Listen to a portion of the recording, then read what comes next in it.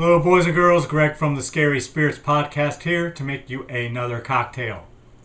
This week's cocktail is the Blitzkrieg cocktail. And as always, is the featured cocktail in today's episode. I'm going to start with a glass. To that, we're going to add crema de cacao, or chocolate liqueur. 1 ounce.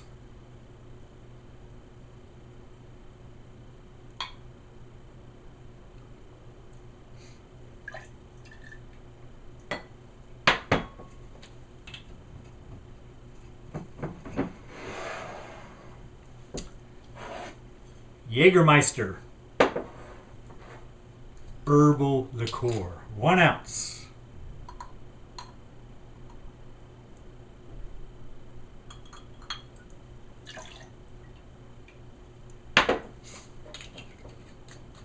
Next,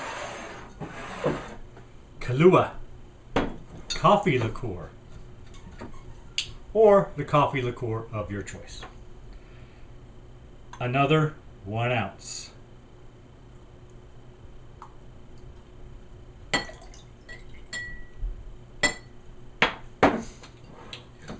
Then we're going to mix evenly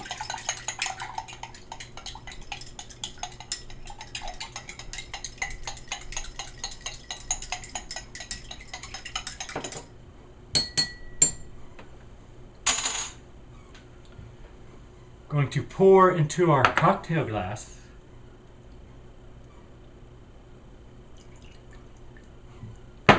and then we top it off with 1 ounce honey liqueur. I'm using Jim Beam honey because why not? Honey and a spirit.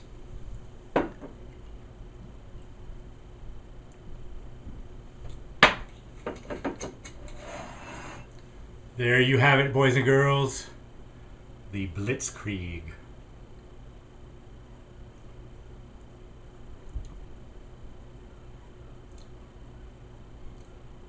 Pretty good. Thanks for watching. Hope you enjoy the podcast. See ya. I've said it before. I'll say it again.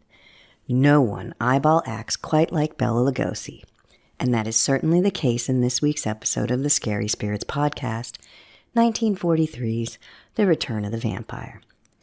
This film is surprisingly well done, almost a sequel to Dracula, but not really. It's a revenge story, definitely different than the gothic romantic turn of the previous film. And that's not all that has changed. For reasons unknown, we have a werewolf sidekick. He's fine, just a bit out of place. Kind of like they had the costume laying around and decided, why not? What could possibly go wrong? Seems totally legit. Cheers! Welcome to the Scary Spirits Podcast. Please be advised that the presenters may use adult language and or discuss adult situations. This podcast is not intended for younger listeners or those that may be easily offended. So, if you're ready, let's go.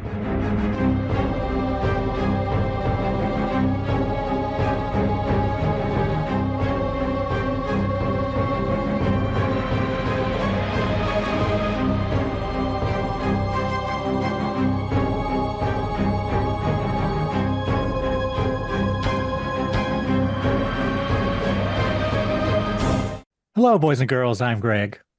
Hi everyone, I'm Karen. And welcome to the Scary Spirits Podcast, the podcast that combines the two very different but highly compatible worlds of scary films and alcoholic spirits. What could possibly go wrong? Indeed. How are you, Karen? I'm doing great. How are you, Greg? I'm good, Karen. Thank you for asking. It is what we do. I have tabulated the candy bar totals, Karen, if you're interested. Well, from Halloween. finally. Jeez. Make us wait forever. I gave away 110 candy bars. That's impressive. I thought I was going to hit more. I got more last year. Did you have more repeat offenders last year? I don't remember. I can't remember that. I had two or three this year, this past weekend. So, Did they admit to it or did they just try to oh yeah. come by Well, it's twice? like I greeted them like, well, hello again. Oh, so And they one of didn't them, switch costumes or no, no, anything? no. They were like neighbor kids, so it was cool. And one of them was a neighbor kid who was now one of their friends was late, so now she's out with her little friend. And I'm like, well, cool, here. And actually, the girl didn't take a second. She just let her friend take one, which good kid. Wow. Yep. I don't want to think of what my kids would have taken it. You think? If they But like have it. you? They Yes. don't really like chocolate that much. So they would go trick or treating and then I'd find the bag of candy 2 months later. Have you totaled up your candy Yeah, spreadsheet yet? yeah. It was really complicated. Okay. It's a big fat zero. But you're going to make me sound terrible. It's not No, no, it's because not I your wouldn't fault. give It's because anybody you candy. don't, you know, We don't live in a place where our driveway is too long. We would have to give out 10 full-size candy bars to make it worth it. you could sit Plus, up at the top of your driveway. that's where the 55-mile-an-hour speed limit with no sidewalks is. I know, but you could. I'm surprised the kids next door didn't come over, but I'm sure they go somewhere. Yeah, I'm sure. Okay, was this film my choice, Karen? Surprisingly, it was. Most people will think this was mine. But what did you choose? I'm not sure I liked your tone there for a minute. Well, no, it's a Bela Lugosi vampire. It's not a Christopher Lee. So We'll just ruin it for everybody. Now, but you might as well just say what it is, Karen. No, no, I will. no, it's yours, Greg. Go ahead. Boy, you're sensitive. Film I've chosen is from 1943. It's a film called Return of the Vampire. And as Karen already let out of the bag, it's a vampire film starring Bela Lugosi. I just ruin everything. This is why you can't have nice things, Greg. Why did you choose this film? This episode goes live on November 12th, Karen, and The Return of the Vampire was released on November 11th, way, way back in 1943. Nice. Do you have a drink to go with it? I do, Karen. Drink I've chosen is called the Blitzkrieg. See, I didn't spoil that. No, did you see what I did there, Karen? I do. Okay. How do you make it? We're going to need 1 ounce of creme de cacao or any chocolate liqueur. I guess I could have used Godiva, That might have been good, the white chocolate Godiva. I may have a second with that. Well, for science. Yeah, for science. So I can tell you, our friends and listeners, which one is better. The subtle nuances of the different chocolates. Also, we're going to need 1 ounce of Baron Jaeger honey liqueur, or just any honey liqueur. And you can make your own. And actually, any honey flavored liquor is a honey liqueur. But isn't liquor different than liqueur?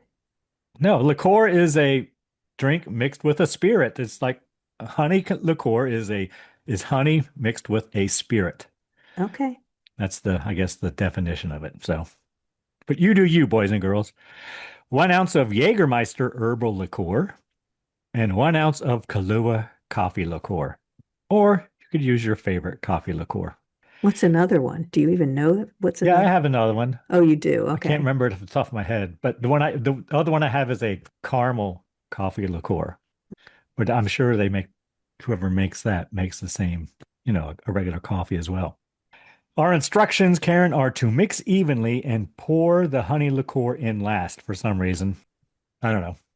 Does it go down the Nope. side or something? I don't know.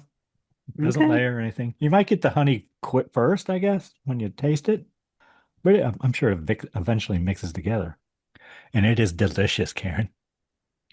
I'll take your word for it because I don't think it's delicious. Okay. But it's full of things I'm not particularly fond of. Yes, I know. I know. Well, only the coffee, actually. The rest of it's fine. Yeah. Should we give our friends and listeners time to make their own Blitzkrieg? It sounds very manly, doesn't it? It does. The Blitzkrieg. Yes, let's do that. Hold on.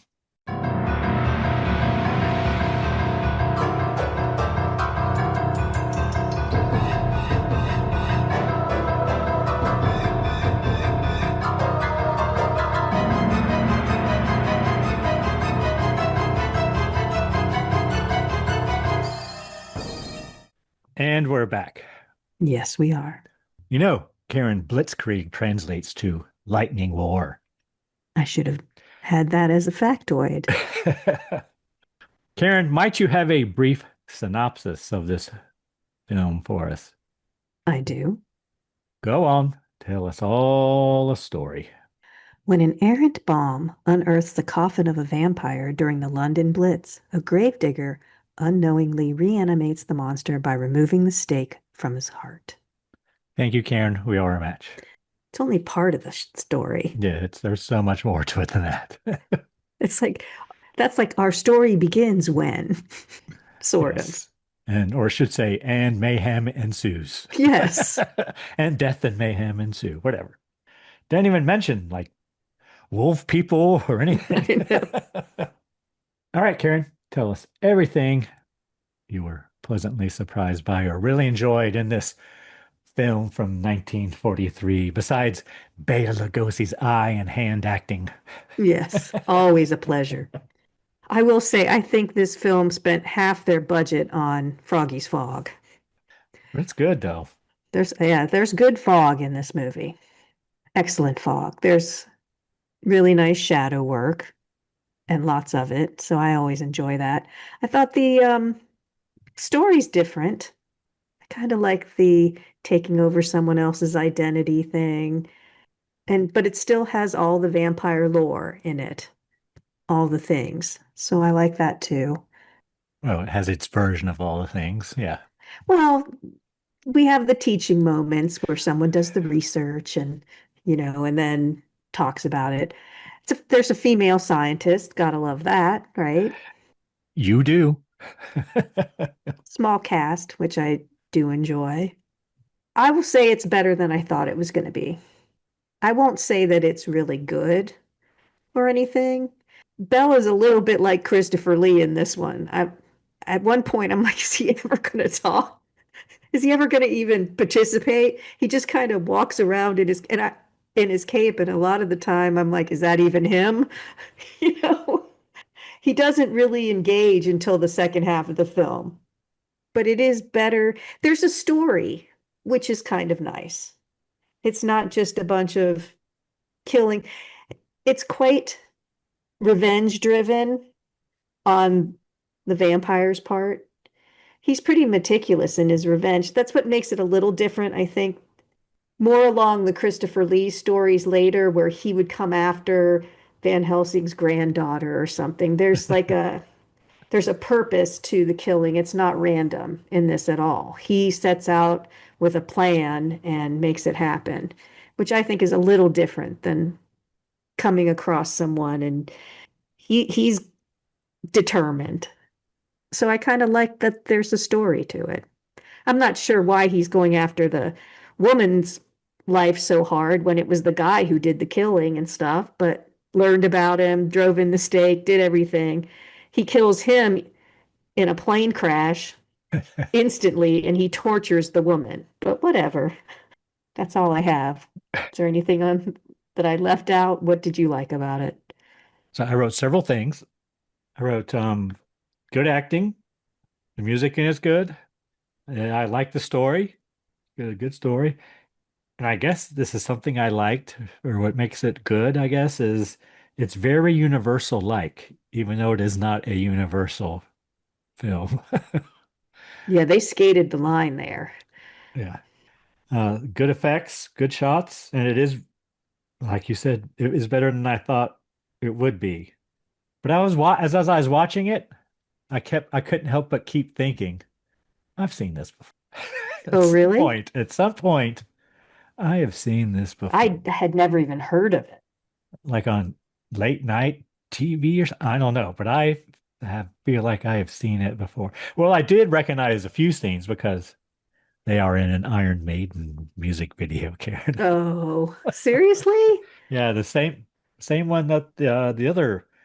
So it was just one song where they did this music Yes. video. They didn't do like a whole album based on horror films or No, something. it was A Number of the Beast. And The Number of the Beast music video, if you haven't seen it, boys and girls, it's a song by Iron Maiden off their album from the same title. It's cuts of different horror films. all kind of put together along with the band performing.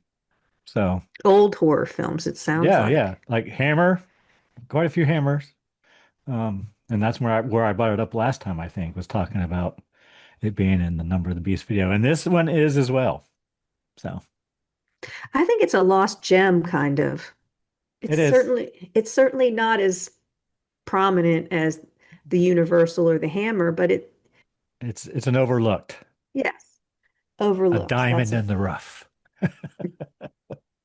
I agree.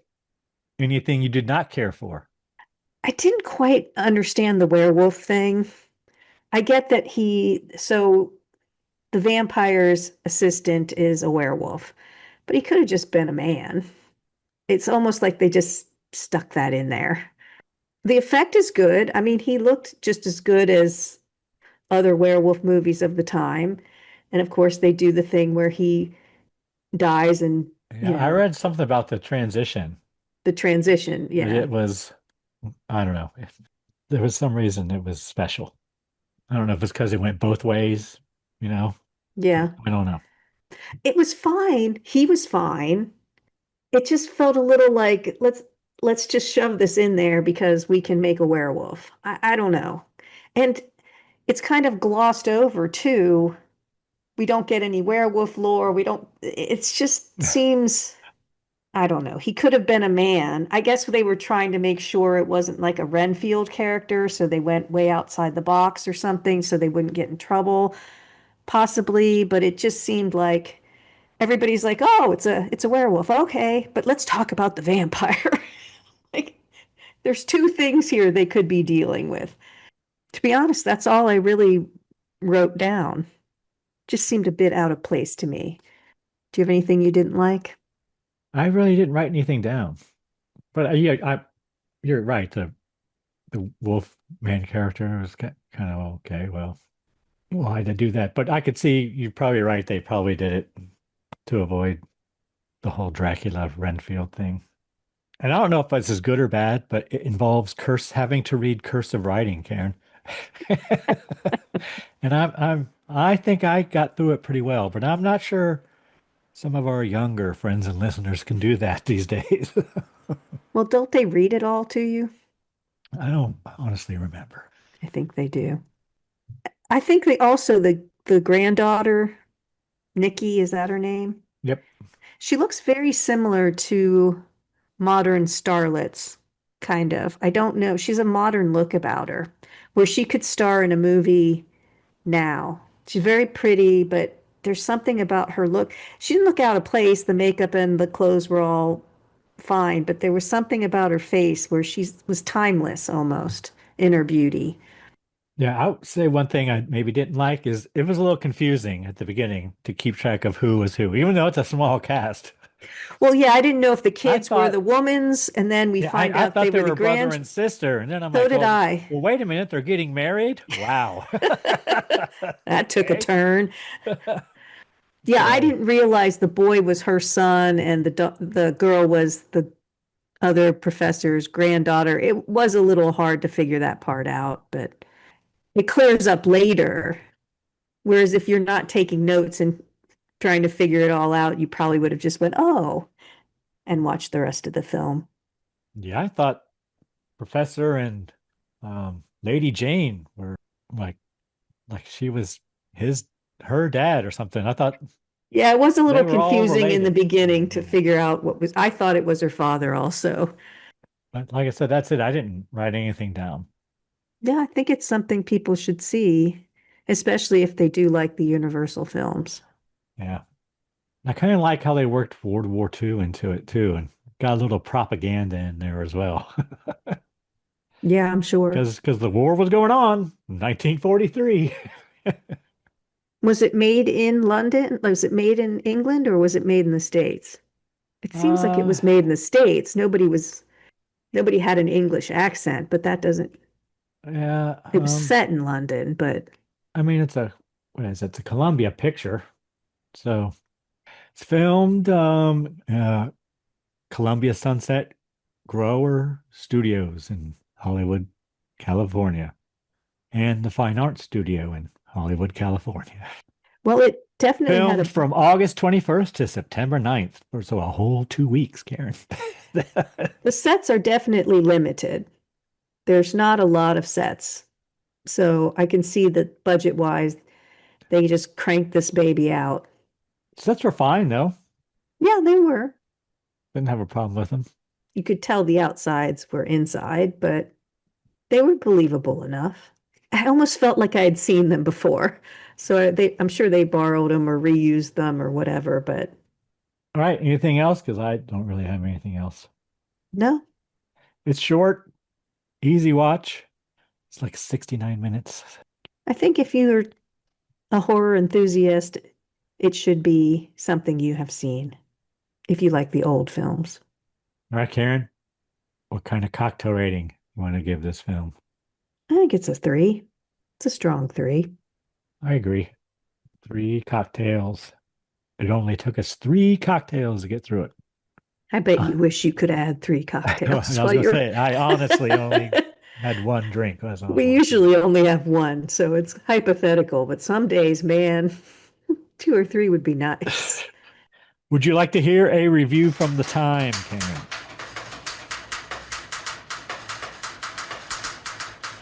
Of course.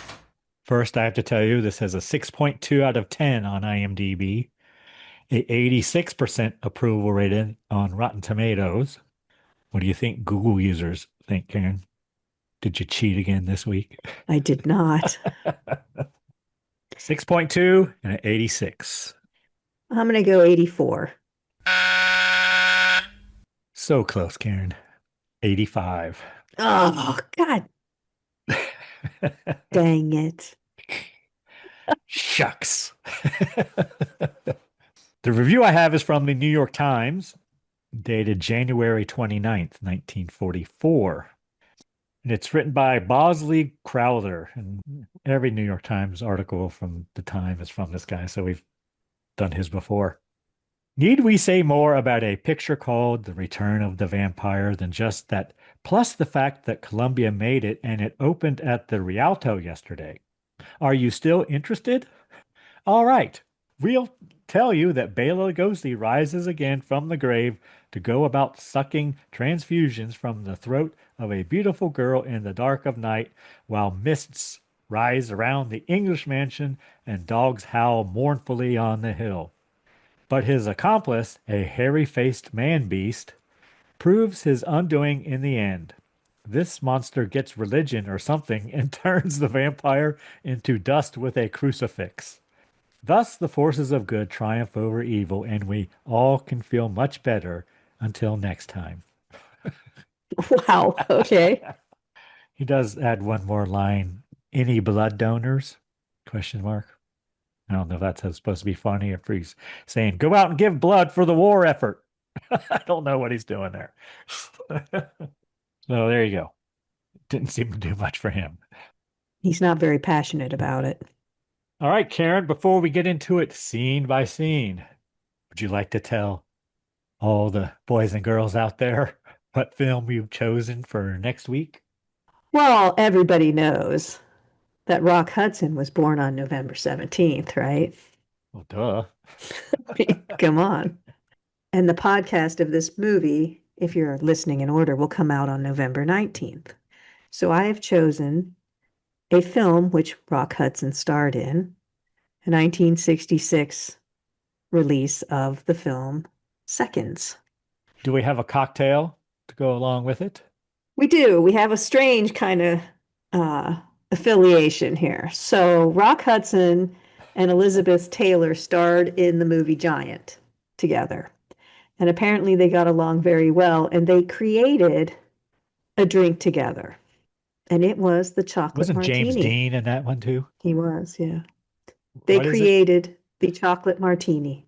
Chocolate martini.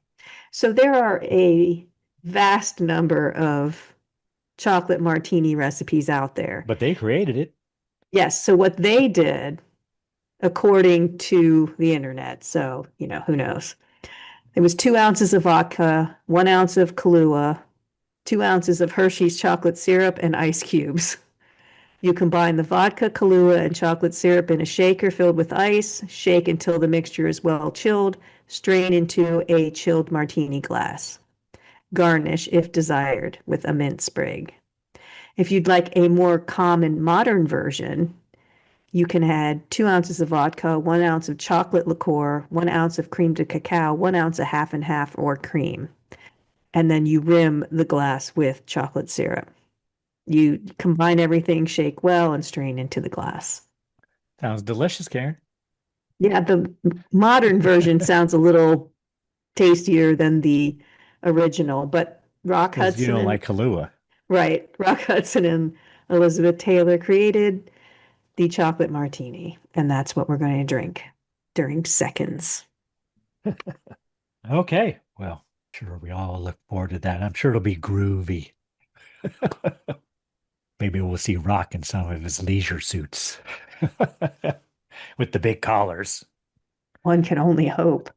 All right. Are you ready to get into The Return of the Vampire from 1943? Yes, let's do that. Where'd you watch it? I believe I watched it on YouTube, Karen. I did too. Did you have ads? I did not. I had ads, but you could skip them, so it wasn't terrible. After 30 seconds or whatever. I checked out several before I picked one. Just, bits and pieces here and there. So I tried to find one without ads, and I did. According to Amazon Prime, because it is on Amazon Prime too, I think it's rated TV PG, or maybe this is according to IMDb. That could be TV PG for violence, frightening scenes, and smoking. Well, you count the ground and the windows and in the house when he walks in. It's good fog though. It was impressive fog. Yeah, I seem to remember someone smoking in it now, smoking a pipe, maybe. The film begins and we have words to read, written in cursive, Karen. Do your best. I believe it says, the imagination of man at times sees the fantastic and the grotesque. That the imagination of man can soar into the stratosphere of fantasy is attested by, and then we have a scream. And the title of the movie. Title screen comes up and we have credits. Is that correct? Yes, so it's attested by, and then the Return of the Vampire. Okay. Because that's what it's supposed to mean. So then we see a sign that says Priory Cemetery. And I'm like, oh, this is the Iron Maiden video. Because this is the scene that's in it. And that's what I wrote. This is in the Iron Maiden video. And then we have a narrator and we see a wolf man walking through a cemetery. He enters a crypt. Well, it says they're on the outskirts of London in 1918 on the night of October 15th, a gloomy and foggy night. Yeah, I guess the date's important here. Yeah, for this part. But it is a werewolf. Well, or wolf man. Are you calling him a wolf man? Yes. Okay. And the wolf man wakes his master. And we see the master's hand push open the casket. And I said, "Is he got a ring on with a devil head?" Question mark. I couldn't tell exactly. I couldn't tell what it looked like. One of the masks. Yeah. For comedy and tragedy. Comedy and tragedy. That's what it looked like to me, but I couldn't really tell. So I guess we learned the Wolfman's name is Andreas, or I just knew that already. Andreas talks to his master, but we only see him silhouetted in a shadow. He's like a shadow. Well, obviously it's his shadow. Wolfman tells his master about a woman. They've called a professor to come in to see if he can find out what has happened. I guess the woman's sick and she's at the sanitarium. Master wants a full report. Yes. But so he says she just stares at the ceiling and then they laugh as if any of them would know what happened. So then the master walks through the froggy's fog in the cemetery, raises his cape and walks into the fog. A dog barks. Cut to a woman doctor looking at a slide on a microscope, Karen. She has. All right, so we'll just. I have a question about this microscope too. It looked like one that you'd use from the kits when you got them in third grade. They with the have mirror. they have an electric light pointed at a mirror pointed up to the slide, right? Yeah, Okay. So they had electric lights and electricity, but they didn't have an electric powered microscope. I guess not. Okay. I mean, it was a war, so who knows, you know? I suppose. But I did a quick search about women scientists in the 40s, and just interestingly, it came up women scientists were uncommon in the 1940s, of course, due to limited access to higher education and societal expectations for them to focus on domestic duties. However, during World War II, the demand for Oh, yeah. scientific and technical labor created more opportunities, particularly in roles like the Manhattan Project, where several hundred women worked as assistants, technicians, and even in some scientific roles. Wow. I know. But so the men in the military created a need for women in non-traditional jobs, including those in science. So there you go. They proved their worth, Uh, opened the she doors for the rest of us, she has a professor take a look at the slide. Apparently, it's this patient's blood, and it looks normal. She is not anemic. even though she didn't have any blood in her. Right. Just then, children come running in, and So they say the woman was practically bloodless, but she had no wounds, and she's still suffering from shock. And they're just perplexed. And then these two little kids run in. it's a little boy and little girl, and they've been playing World War II, Karen. One of them was a Nazi, and the other one was killing him, or something like that. So then they go see the patient, and the professor questions her. A window opens, and a woman's hysterical, and she says she did not tell them, like she's talking to somebody.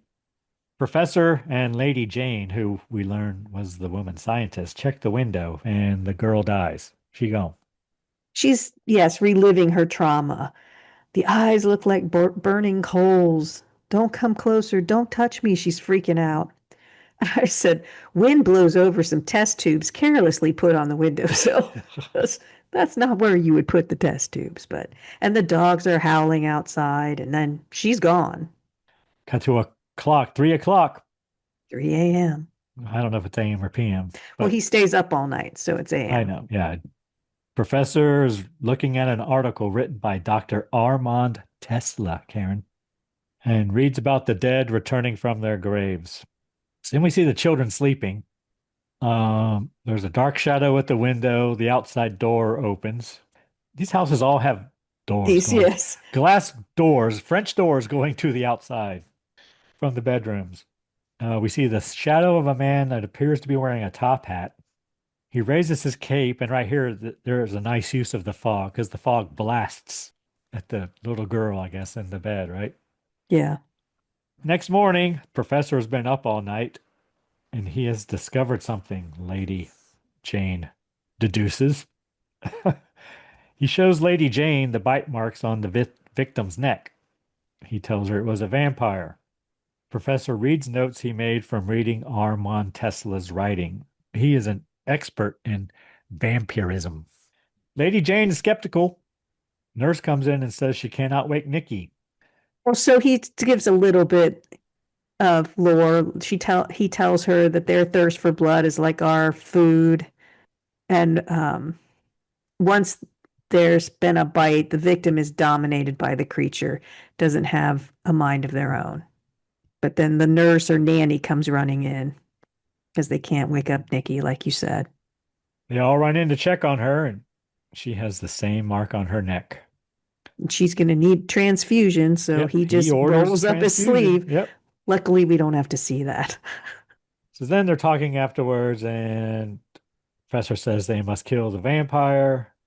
And he says, according to Tesla, the only way to kill the vampire is by driving a stake through its heart or exposing it to sunlight.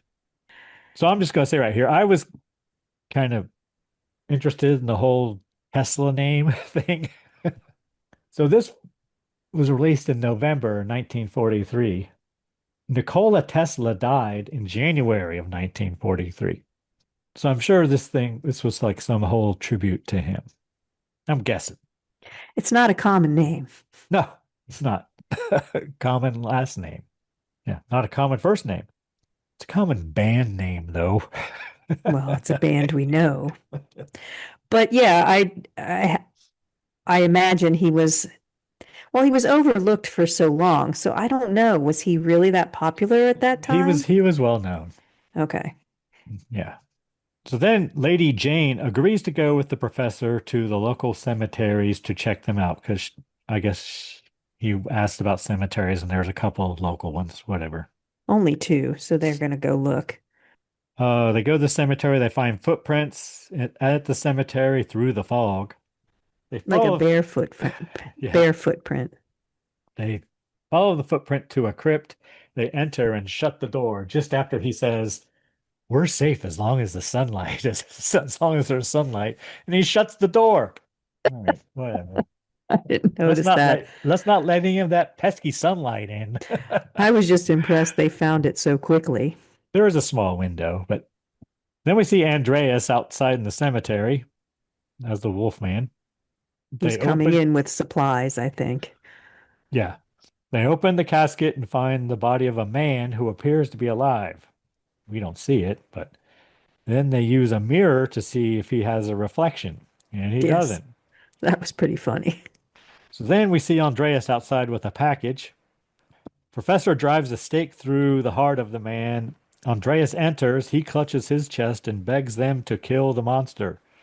He collapses and turns Back. Yeah. to human. Yeah. Yeah. Then, So I'm like, well, there, bada bing, bada boom, we're done. yeah. Easy peasy lemon squeezy. It's over. Yeah. But no, it's not. And they all lived happily ever after. Yes. No, but they help Andreas out of the crypt. Sir Frederick, I guess he's Scotland Yard, questioning Lady Jane. He's read a manuscript of what happened because apparently the professor was killed in a plane crash and they found this manuscript amongst the wreckage, I guess. Well, or just at his house in his things, I think. She tells him about Armand Tesla. He had died and become a vampire. He was the man in the crypt. Yes, so he worked studying vampires and then he became one himself. So she's freely admitting everything that's in the manuscript. Yeah. She's not trying to hide it or deny it or anything. When Tesla was killed, his servant Andreas turned back to a man. Sir Frederick wants to look in the crypt. He says if they find, or in the cemetery, I guess, if they find a body with a stake through it, Lady Jane will have to be prosecuted. Yes. For murder. Murder. The little boy is now a concert pianist. It's been like 24 years later now, right? Well, is that a time jump or what? Or was it? No, I couldn't figure. It's like 24 years later, but they don't say that. But no, but so when she was talking to the Scotland Yard guy, that was back in the day, or was that in the present? That's the present. Okay. So why are they just all this? Oh, because they found the manuscript. Okay, Yes. yeah, it's the present. The little boy is now a concert pianist. Yes, he is.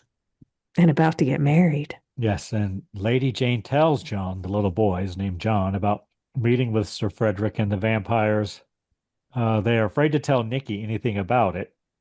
And That's the girl he's going to marry. Yes. And the young girl and from the the little beginning. girl, who I thought was his sister. And it's right here, I'm like, what is going on here? And then Andreas is now helping Lady Jane. He's now her helper. Then we have air raid sirens. I don't know who it is, but one of them says, "Here come the Jerrys." And there's a bombing raid. So why did they say that? Because that's what they call Germans. Oh, it's not the kind of plane or the bomb or something. Okay. No. So here, I'll It's just a tell you. derogatory term, I would think. I would guess. I'm not familiar, but history is not my strong suit. So I'm sure everyone knows, except me, what the years were and everything, but I'm going to tell you anyway. World War II? I mean, I don't know exact things. Do you know when the United States entered World War II, Karen? Well, Pearl Harbor, right? Oh, yeah. Do you know when that was? A Day That Will Live in Infamy. Is that the same one? That is the same one, yes. So 1940. One? December One. 7th, 1941. Yes. Okay. A day Anyway, which will live in even infamy. Go on. Well, see, so I'm not that bad, but I'm pretty bad. You'd be embarrassed. World War II was a global conflict from 1939 to 1945, fought between the Axis powers, including Germany, Japan, and Italy, and the Allied powers, including the United States, Great Britain, France, and the Soviet Union.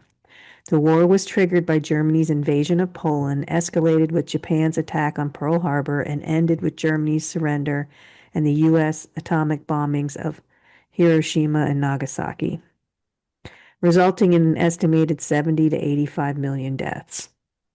So it was the deadliest conflict in history. It led to the collapse of the Axis powers, the formation of the United Nations, and the rise of the United States and the Soviet Union as superpowers. And I'll bet some of our friends and listeners out there did not even know that the United States and the Soviet Union were allies. At one point, yes. Fighting for the same team. The winning team. Well, I think any team the Soviet Union and the United States were on would be the winning team, but that's just me. Together. Yes. So they're at the Peoria Cemetery. They're at the Iron Maiden video shoot. Peoria Cemetery, yeah. They find the body. Oh, there's some. No. So there's a bombing. I interrupted you. So the bombs were coming. There's destruction everywhere. And apparently it was someone's job to go around to the cemeteries and rebury the bodies that had been exposed from the bombings. So we see these guys in the cemetery. They find the body of Tesla with a stake through his heart. Yeah, he's just laying there. They believe it to be a piece of shrapnel from the bombing, and they're like, well, shouldn't leave him like that, should we? No, we need to make sure he's respected in his burial.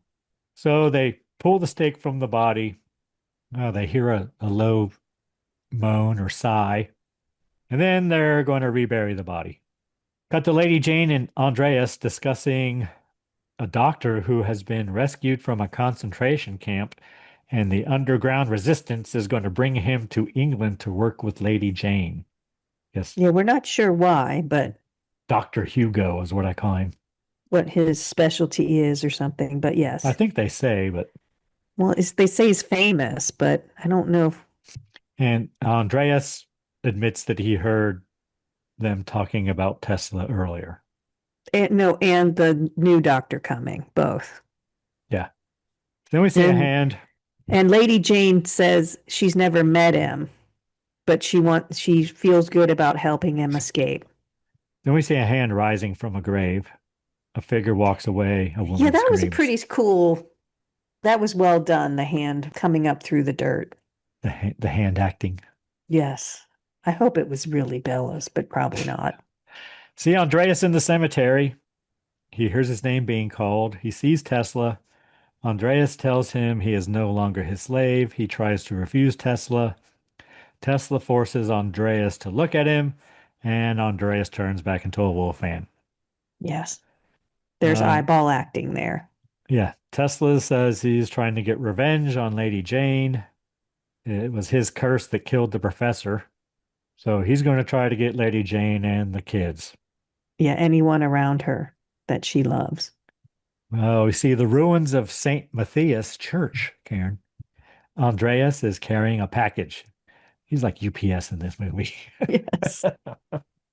Tesla rises from his casket. Andreas brings Tesla the clothing and belongings of this Dr. Hugo. Yeah, so Dr. Hugo never made it because Lady Jane sent the assistant to go get him. The assistant is interrupted by Tesla, given new orders. So the Dr. Hugo never makes it there.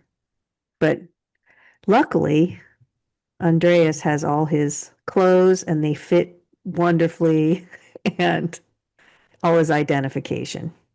So then Lady Jane brings Sir Frederick to the graveyard. She shows him where they buried Tesla because they want to dig up the grave, see if they find the body of a man with a spike through his chest. but there's nothing there but a hole in the ground from the bombing raid. Well, that's what they think. Cut But to a really, it's party. because Andreas has dug him up and moved him. Cut to a party.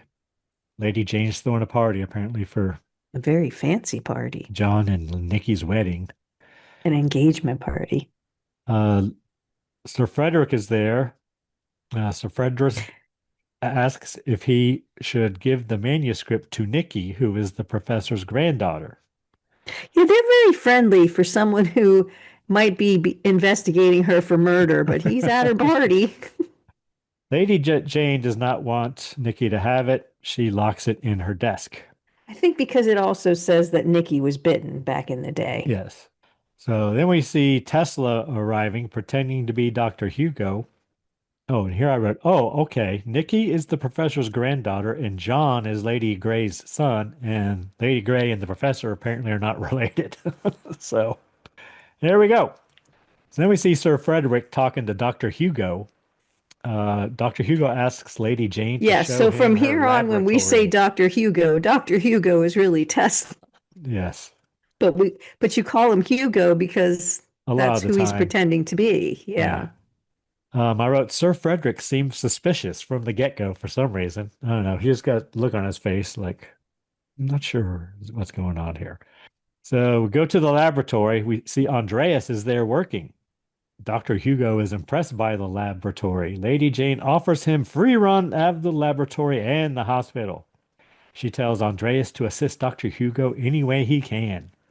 And Dr. Hugo says the lab is wonderful, and he accepts. The manuscript we see is stolen from the drawer. The drawer has been forced open. Sir Frederick finds some hair and puts it in an envelope. Yes, always the investigator, even at the party. Then we see Nikki preparing for bed, as you know, brushing her hair as you do. In her flimsy white nightgown. They all had those.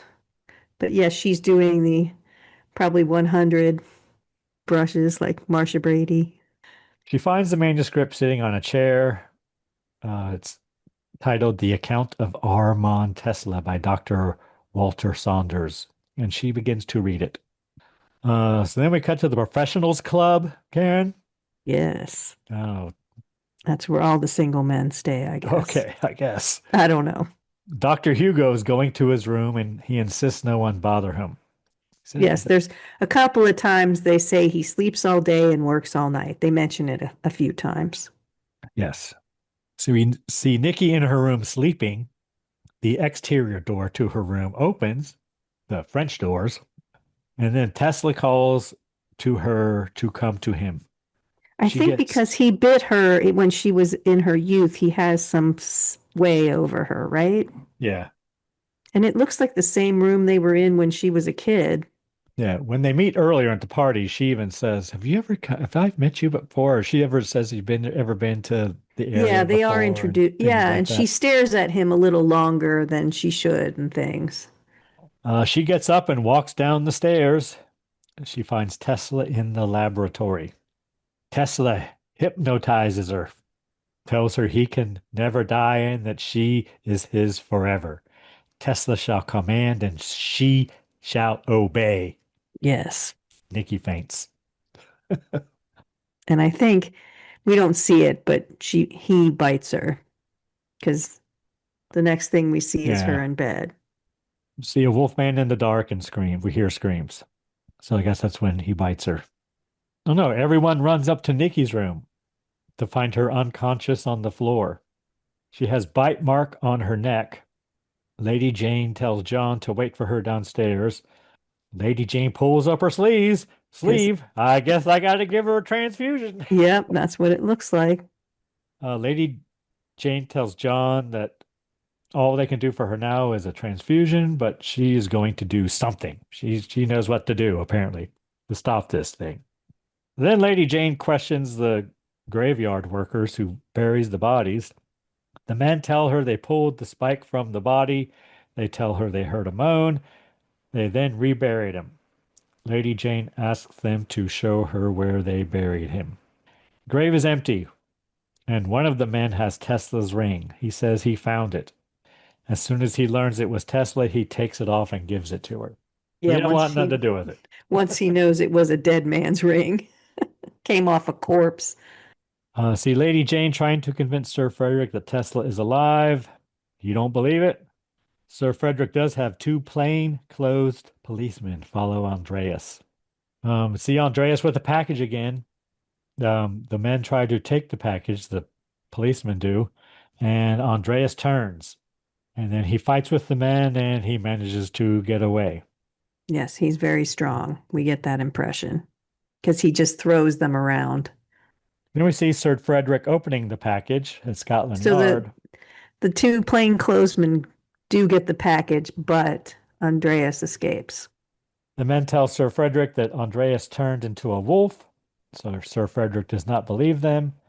Policemen give Sir Frederick hair from the beast. Just Yes. then a man enters with a message for Sir Frederick. The hair from Lady Jane's desk has been confirmed to be wolf hair, Karen. Isn't that convenient? Sir Frederick compares the two samples of hair and they match. With his magnifying glass. Then we cut to Nikki getting ready for bed again, but this time she has her neck all bandaged, Karen. Yes.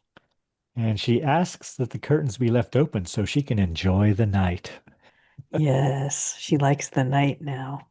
And she tries to get the woman, I guess her nurse or maid or whatever, to leave and go get her supper, but she refuses.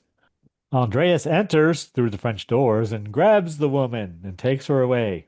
These movies I will never have French doors in my bedroom. Yes, he gets rid of the nurse. We see Tesla calling for Nikki, tells her she must go to him. So then we cut to John in his room, and John's dog is barking at the door. Nikki enters.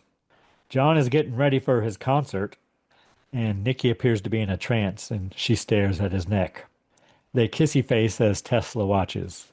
Next morning, I guess, I don't know, a call from the concert hall, I think it's that evening. maybe that evening. Lady Jane answers, and apparently John never arrived at the hall. Lady Jane finds John on the floor with a bite mark on his neck. Sir Frederick, Lady Jane, and Tesla impersonating Dr. Hugo are in John's room. Sir Frederick asks Dr. Hugo if he believes in vampires. John talks about Nikki staring at him. Sir Frederick and Lady Jane question Andreas. Andreas admits to taking the manuscript. He tells him they will never destroy the master, and they can't save John or Miss Nikki Saunders. And then he jumps out a window and escapes. He's very athletic. Sir Frederick and Lady Jane go to see Dr. Hugo. Well, when this is happening, Jane does say that she feels sorry for Andreas. He's not really in control of what he's doing They go to because see he's under the domination of Tesla. They go to see Dr. Hugo at the Professionals Club. His room is empty. Sir Frederick has a description of Dr. Hugo, and it does not match Tesla. No, it does. But they say he's 62, and they act shocked, but I don't know if they're shocked because Bela looks too old or too young to be 62. I think he says he's bald, too. Well, bald, yes, but 62, he could be 62 easily. I didn't understand their shock because she goes, 62? Like, he kind of looks 62 to me, but okay. Like he could be. I don't know how old he was. 61. No. Bela was 61, and they're shocked that he's sick, but whatever. So they find a mirror in Dr. Hugo's room turned towards the wall, and then they see Tesla's ring is there. Oh, they also said he walks with a limp. And The then they- real Dr. Hugo. and then they believe that Dr. Hugo is actually Armand Tesla. So then we see Lady Jane and Nikki. Nikki thinks she is a vampire and attacked John. Nikki in her bed wearing her nice nightgown again. Nikki says she does not know if Dr. Hugo is Tesla because Lady Jane comes right out and asks her. Then Lady Jane takes Nikki's cross necklace. And then we cut to Tesla leaving the Professionals Club. He's heading to the laboratory, he says. Men follow Tesla. the policeman, and he disappeared into thin air when he walked through the door. Yeah, they're arguing whether he came in or out. Yeah, so basically he probably became fog and left. Then we cut to Nikki's cross necklace hanging above John, lying in his bed. Yeah, so she takes the necklace from Nikki, says, "Can I borrow this?" and protects her son and leaves Nikki unprotected. And a man is there sitting with him. Lady Jane plays the pipe organ. Tesla enters and confronts Lady Jane. Tesla Well, says everybody that, knows what's going on at this point. I know, you know, I know, that kind of thing. yeah. Tesla says that night he is going to take Nikki away and Lady Jane will never see her again. Then Nikki will come back for John, says. Lady Jane tells Tesla he cannot escape goodness. She reveals a cross on the organ somehow. I don't know. Like lit up on the organ. And she does say, "You're lying. You attacked my son and made Nikki believe she did." So Nikki's not a vampire yet. Then Tesla recoils and disappears. Sir Frederick enters. Exterior doors to Nikki's room open. The French doors. Tesla calls to her. She follows his voice. She walks down the stairs in a trance. Lady Jane and Sir Frederick watch as she descends the stairs. And they decide to follow her. Well, Lady Jane has a plan that she'll lead them to where Tesla is. Nikki leaves the house. Andreas watches as she leaves, followed by Lady Jane and Sir Frederick. Nikki walking through the fog. They follow her. She walks in the cemetery. Tesla and Andreas watch. Then we hear air raid sirens. Nikki collapses, and Sir Frederick shoots Andreas. Tesla tells Andreas to pick her up. Bombs fall all around the cemetery, and Andreas carries Nikki off. Andreas carries Nikki to St. Matthias Church ruins, and Andreas asks for Tesla's help because he is wounded from the gunshot. Tesla says he no longer needs him, and he tells Andreas to go to the corner and die. Yeah, he's brutal. And it sounds like he had promised him eternal life because he says that, and then Tesla's just tells him it's over. Go die in a corner. Andreas finds a crucifix in the dirt. Well, they're in a church. I know. That's what I thought. Well, that's rather convenient. But then I'm like, well, they are in the ruins of which that could happen. Tesla fills a coffin with dirt. Andreas hears the words of Lady Jane in his head. Andreas turns back and is freed from Tesla's curse from listening to the words of Lady Jane in his And head. holding the crucifix, too. Yes. Don't forget that. All about goodness and puppy dogs and rainbows and unicorns. Tesla approaches Nikki with his hand acting. He sees a shadow of the cross on her bosom. It's a pretty nice shot, actually. And he shields himself from Andreas and the cross. Andreas confronts Tesla, and then boom, a bomb goes off. Yeah, so more bombs are dropping, right? Yeah. Cut to Lady Jane and Sir Frederick. Nikki and Andreas must be found before dawn. Ruins of the church the next morning. Everybody was kind of knocked out in there. Andreas pulls Tesla up the stairs and into the So he's sunlight. doing pretty well with his gunshot. He did not go into the corner to die. No. Tesla recoils at the sun. He shields himself from it. Andreas finds a stake and puts it through Tesla's chest. Nikki watches in horror as Tesla melts. His hand forever frozen in his vampire pose. Yep. Then Sir Frederick receives a call. They have been found. Nikki tells Lady Jane that Andreas destroyed Tesla, and they find the body of Andreas holding a cross. Tesla's body, on the other hand, is highly degraded. Yes, he looks like a melted wax figure. Sir Frederick asks the plain-clothes policemen if they believe in vampires. They say they do. Immediately, yes. And then Sir Frederick turns to the camera and says, "Do you people?" Yes. Then he smiles. Dun, dun, dun. The end. So he breaks the fourth wall there. It's very meta. All right, Karen, what did you think of the Blitzkrieg cocktail? Wasn't it delicious? If you like coffee. I don't like coffee. But I like Kahlua. I'm surprised you don't because you really do like Kahlua. Bet you'd like one of those frou-frou coffee I drinks. probably would. Yeah, yeah. I've thought about trying them before, but Black coffee, probably not, but yeah, caramel I've had macchiato, whatever. yes, You that know, stuff. I'm Yeah. sure. Yeah, I've tried black coffee before, even with cream and sugar, and I couldn't do it. I might be able to do it now. I mean, I was a kid then, so just a babe, Karen. Trying all the bad habits. Well, you got to try them all once, and then Till you find the one that works for yeah, you. the ones you like, you try them twice. Yeah. Yeah, I think it's delicious. Mine is evaporated, but I might make another one with Lady Godiva or that Godiva, Lady Godiva. It's not Lady Godiva. It's just Godiva white chocolate liqueur. I think you should. Anything we learned today, Karen? Well, about women in science, World War II, Iron Maiden videos, Oh yeah, or one video, I'm sorry. yeah. A little about Nikola Tesla. Tiny bit, yeah. Very tiny. Cursive writing. That code. And I actually missed one word, but It's not bad. I thought it was sires instead of C's. I don't know why. It looked like sires. It didn't look like C's. Is that it? Is all we learned? That's it. All right. Not a Well, lot yeah. to this I one. mean, there's a lot. You put a lot of World War II in there about the Axis and the Allies and all the countries and all the stuff. We got some history in there. You didn't mention Hitler or Mussolini or anything like that, or Just trying to keep it, Eisenhower or whatever. But Patton, it's not a history podcast. it's not. Well, kind of is. Yeah, it can be. All right. Anyone you need to thank this week, Karen? Well, we need to thank our listener.